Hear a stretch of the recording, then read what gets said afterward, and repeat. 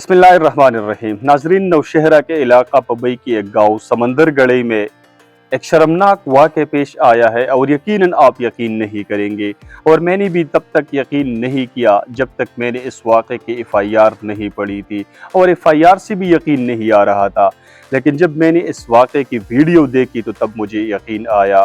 ایک 35 سالہ خاتون جس کے 2013 میں فضل گل نامی شخص سے شادی ہوئی تھی۔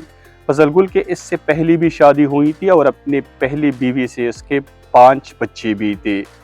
ناظرین، یہ فضل گل آرمی میں ملازم بھی ہے۔ 3 مئی 2025 کی رات کامران، جس کی عمر 20 سال ہے، اپنے ایک دوسرے رشتہ دار امتیاز جس کی عمر 32 سال ہے کہ ہمراہ اپنی سوتیلی ماں کے کمرے میں گیا۔ کامران نے اپنے سوتیلی ماں کو جگایا اور اس کو شربت پلائی۔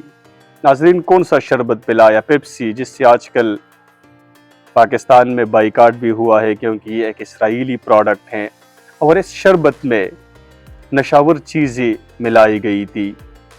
اس شربت پینے کے بعد یہ خاتون بے ہوش ہو گئی اور کامران نے اپنے سوتیلی ماں کے ساتھ زنا شروع کیا۔ امتیاز نے اس کی ویڈیو بنائی اور ٹھیک 2 دن بعد اس خاتون کی ماں کو یہ ویڈیو بھیجی گئی۔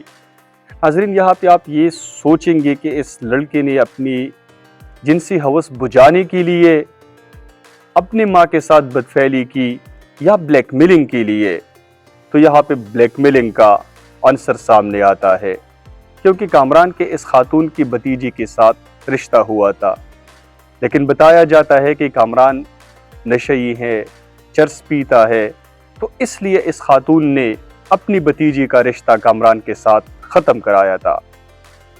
کامران نے بار بار کوشش کی کہ اپنی سوتیلی ماں کو قائل کرے، لیکن وہ ناکام رہا۔ اب کامران کی کوشش یہ تھی کہ اس ویڈیو کے ذریعے یہ اپنی سوتیلی ماں اور اس کی بہن کو بلیک میل کریں گے اور دوبارہ یہ رشتہ جوڑ جائے گا۔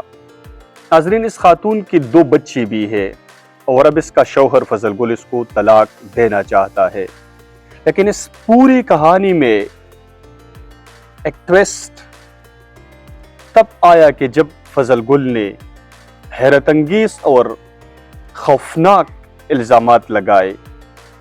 فضل گل نے پبئی کی پولیس اسٹیشن میں 164 یعنی 164 جو کہ الزام کا پرچہ ہے، اپنی بیوی کے خلاف کٹوایا ہے اور اپنی بیوی پر الزام لگایا ہے کہ یہ بدفعلی جو 3 مئی 2025 کو ہوئی تھی، یہ کوئی پہلی بار نہیں تھی۔ اس سے پہلی بھی کامران اور اس خاتون کے درمیان یعنی اس کی بیوی کے درمیان 6 سال سے یہ بدفعلی ہوتی رہی۔ تو اس سے ایک سوال یہ پیدا ہوتا ہے کہ تم کیسے شوہر تھے کہ تمہاری بیوی کے 6 سال سے بدفعلی کی افیئرز تھے اور تم خاموش تھے؟ تمہاری غیرت کیوں نہیں جاگی کہ اب آپ الزامات لگا رہے ہیں؟ اس وقت آپ خاموش کیے ہوتے، اس وقت آپ نے کچھ کیوں نہیں بولا؟